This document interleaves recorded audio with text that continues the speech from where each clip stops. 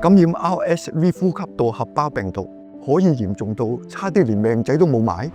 開頭只不過係唞氣辛苦啲，點知變咗肺炎要入院。阿爸第二日佢已經嚴重到要用呼吸機幫助呼吸啦，搞到要用呼吸機，咁好辛苦咯。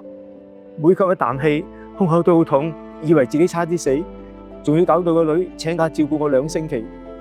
嗰陣佢不停咳、氣喘、唞唔到氣，我真係好擔心啊！萬一佢有啲咩事，咁點算啊？之後連日常生活都要人幫，體能差咗好多，行路呼吸都比以前困難，康復好慢啊！我之前都有聽過下呢個病，但我唔知係啲咩，同埋會咁嚴重噶。阿爸氣管不嬲都唔好，早知平時陪佢覆診就問下醫生點樣預防。重心全僥倖。RSV 呼吸道合胞病毒，50歲以上長期病患係高危，即刻問下醫生，保護你同你家人嘅預防方法。